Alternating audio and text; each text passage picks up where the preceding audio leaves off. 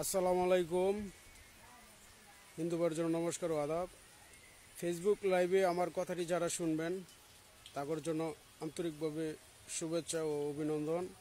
আমি দেলোয়ার শেখ সৌদিতে আসার পরে টাকা গায়া সবাই পোল্টি মারছে। এখন আমার বাড়িতে কি আমার জায়গা সম্পত্তির মধ্যে যেসব জিনিস নিয়ে গণ্ডগোল হয় সেটা আঙ্গর ব্যক্তিগত বিষয়।